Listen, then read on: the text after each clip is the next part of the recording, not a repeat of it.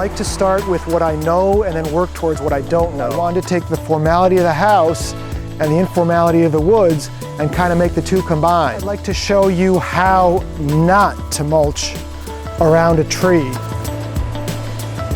It's a step that I see very few landscapers doing. You want to make sure to have variation in your heights. Look at how lovely this is. We just cued the butterfly to come in. How we doing, folks? We're back again today. It's the afternoon. In the morning I went to the nursery and I picked up, let me show you, I picked up 3 beautiful hollies. I got 2 of them standing up right there. I got the 3 hollies and 1 boxwood at one nursery. Then I had to go to a different nursery. Hollies are a plant where they have male and female plants. So the 3 large ones are the females, and then I got 1 male pollinator, but I had to go to a different nursery to get that one. So what our goal for today is going to be is to just go ahead and get these 3 in the ground. And what I'm going to do is, the way they're pruned, they're kind of oval shaped. So I'm going to open these up before I put them in the hole, make sure I put them in the hole so they cover as much of the property line as possible for the screening aspect of it. And then we'll go ahead and plant them. I wanted to talk to you a little bit about the way I use the Dingo, and I figure I'll go ahead and do a little voiceover on the next few clips here. So what you're looking at here is the way that I take plants off of the back of my truck. And I think you'll agree that the Dingo makes it a heck of a lot easier. Now, I don't recommend you go out and buy a Dingo if you've only got a few shrubs to do, once in a while. But if you're going to do a lot of work like this, I would seriously consider getting a Dingo. Coming up here is a great example of how you adjust the forks. The pallet forks aren't locked in place, they just slide on a bar, so it's very easy to just, walk around the machine and adjust the pallet forks to whatever you need. And I gotta say, I know there's a lot of machines you ride on the back, and I know even like lawnmowers these days, you ride on the back, but I gotta say that I really like the fact that I walk behind the Dingo. Because when I sit on a machine all day, I tend to get very, very sleepy, very lazy. And I know that, there's some, from using the Bobcat or front end loader, you need to sit down all day. But I like the fact that with the Dingo, you can, keep moving around, moving your body, and go adjust something without having to sit up from the seat, do what you need to do, and sit down again. I think it saves a lot of effort. And always remember, guys, when you're moving stuff with the Dingo, you want to keep the weight as low to the ground as possible. I've got everything up high when I take it off the truck, but then I bring it right down low to the ground, so the Dingo's less tippy. If you can start with the weight up high, it's a lot easier on the back, and then just put it down once. I've never really been a fan of climbing into the back of the truck, and I've tried to find ways of mounting a ladder back there, but it always gets in the way if you dump stuff. So I usually cheat and use the tires as a ladder, and then climb along the sideboards to get in the truck. You just have to be careful if things are wet. And then I try not to jump, all the way from up high, so I don't screw up my back or twist an ankle. Earlier in the series, you saw me plant a redbud, and I left the burlap on when I put it in the hole, and that was because the redbud had very, very loose roots. Now, these holly were grown in clay. It's a very tight ball, and holly have a much finer root system. So when I'm planting these holly, what I'm going to do is remove the wire cages and remove all the burlap and then put it in the hole. And I just want to caution you, it's on a ball by ball or plant by plant basis, whether you remove all the burlap and the wire cages before or after you put them in the hole. And when in doubt, leave the stuff on when you put it in the hole, because it's not good for plants to have that ball fall apart. But these guys, the balls were tight enough, so I'll speed the sequence up a little bit here, but I'm basically going through and removing all the burlap, all the wire cage, putting that aside before I pick this plant up and put it in the hole.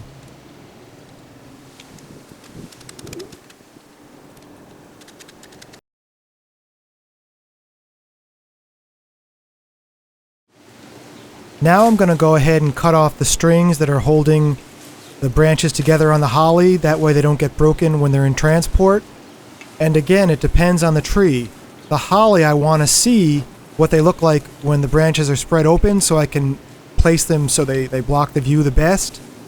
But with a lot of, large evergreens, needle-leafed evergreens, I'll mark them at the nursery with the best side and then go ahead and put them in the hole with the best side facing where I want my client to see them from and go from there. Again, it all depends on the plant. There is no one solution for every plant. So there you go, folks. That is a Blue Maid holly, 48-inch B&B, balled and burlapped. And trust me, that's a pretty good-sized holly. So what we're going to do now is take a look at the plant, see if I can figure out what the best side of the plant is, and then we'll go ahead and put the tag on it so when I put it in the hole, I can face the good side towards my client's house. It's always a good idea to move things out of the way before you bring the machine through so you don't squash them. So we'll just go ahead and move this duty a little bit out of the way. Mark where I should dig the hole. Right about here, I'm realizing that the Dingo really can't make it up this hill with the auger, so we're going to go with Plan B.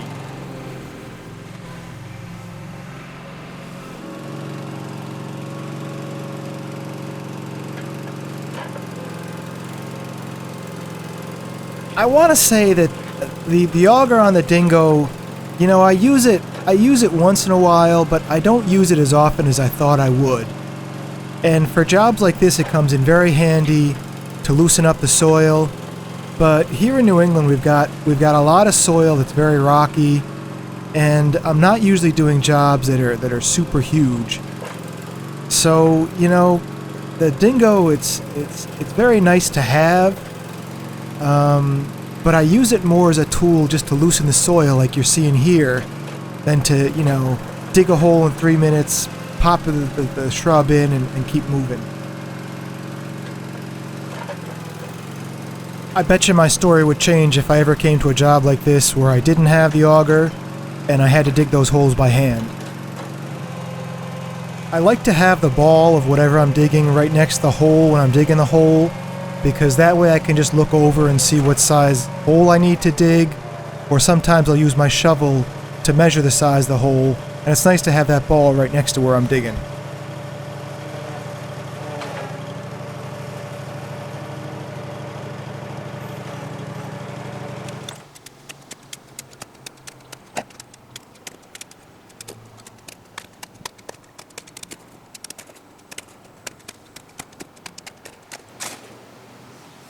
I'm going to check the height of the ball so I can dig the hole to the right depth. And I just hold the tip of my shovel against the bottom of the ball. I'll put my thumb on the side of the ball and then use that as a rough measure to see what height, what depth the hole should be.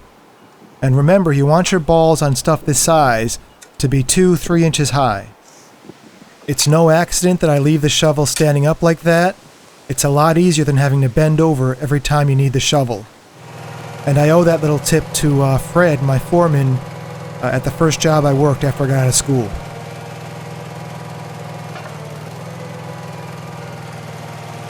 In a perfect world, you drive the machine up to the hole, you lower the front of the pallet forks, you lift the back of the pallet forks, and the ball ever so gently slides off the forks and is perfectly upright. In the real world, that doesn't happen all the time. So you'll end up having to maneuver the ball to get it right. The key is you just don't want to have the tree or shrub you're planting bump into the pallet forks and screw up the tree or shrub. Sometimes it goes well, sometimes it doesn't, but you just work with it.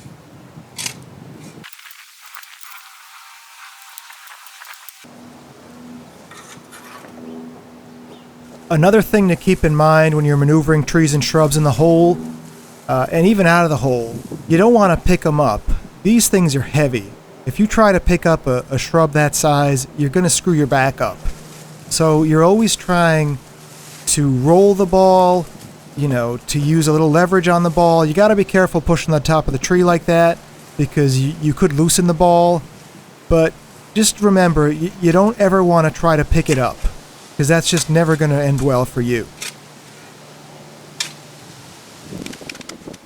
When you're backfilling the ball, all you're doing is pushing that dirt back in the hole. We've already mixed amendment with what was there. So you just push some dirt in, you'll tamp it with your foot. You know, you're not trying to tamp it like concrete, just, you know, remove any air pockets. And then once you're done backfilling, you're going to create that nice well around the ball to catch the water. And when you make that well, the rule of thumb I use is to make the well the same size as the ball, so all that water soaks right into the ball. We're just about done for today, folks. I didn't get a chance to film very much of what happened. Because I've been going to the nurseries in the morning and the job's a little farther away than normal for me, I'm not getting here till the afternoon, and I really want to try to get something accomplished. So I don't have a ton to show. But I did get those 3 holly in the ground, and I got the 1 male holly as well. And tomorrow I'm pretty sure that I should be able to get all the plants in the ground. And once the plants are in the ground, I won't need the dingo anymore, so I can take the dingo off the job site. And let's see, tomorrow's Friday, so then hopefully Monday we'll get to edge out the beds and finish prepping the beds. So then on Tuesday we can go ahead and start mulching and finish the job up. But before I go tonight, what I'm going to do is just give all the plants a good drink of water. If you've got plants sitting out in the open, before you get them in the ground, or even the ones you get in the ground, you got to keep them well watered. It's been definitely hot and dry. So I'll go, you know, take the hose and go through and give everything a good drink before I go tonight. While I was at the nursery today, I did pick up 1 more boxwood. And I think if you come over here and take a look, you can see it makes a big difference with the 3 boxwood. And again, these are fastigiate boxwood, so they're going to stay narrow. They're not going to, you know, overtake the space. And while they're going to be a little bit smaller to start off, in 5 years, 10 years down the line, they won't overgrow the space and take over the driveway and just be this big congested mess. I didn't mention yesterday, but this is a plant called a fairy rose, which is going to have pink flowers, and it's reblooming. It's not like a hybrid tea, where a lot of the hybrid teas need a lot of care. This fairy rose is a very low maintenance rose, and it reblooms if you deadhead it, so that's going to give you some summer color over there. And then I did get this little dwarf golden hinoki in the ground today as well. I planted most of the stuff along the front here. I've still got some perennials and ground covers to install, but I did go ahead and plant all in the front over here. Here's our PG hydrangea, and then we're going to the holly we planted today. Then we've got the viburnum, and then we've got another holly, and then we've got the lilac, and then there's another holly. And down at the end, again, because hollies are both male and female, we need 1 male holly nearby to pollinate, and he'll take care of all 3 of them. So the bees will go from the male to the female and back and forth, and that way we'll get good pollination, good berry set.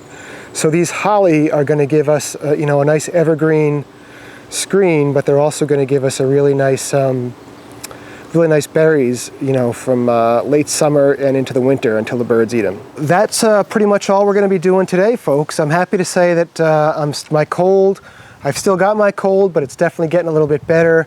I feel like I've gotten as bad as I'm going to get, and now I'm on the upswing. Hopefully tomorrow it'll be even better. It's definitely been hot. The heat is definitely taking a toll on how much I do, and I've been taking a lot of breaks to drink some water. But we are just going to keep moving along, and one of my mom's sayings growing up was Rome wasn't built in a day, and neither are landscapes. So we're just going to, you know, do what we can do every day and keep plugging along. And I think tomorrow we're going to start to turn the corner, because I should have most of the plants in. I still need to go pick up some perennials, but I should have most of the plants in. So thanks for watching today, folks, and we'll see you tomorrow. Have a great night. Bye-bye.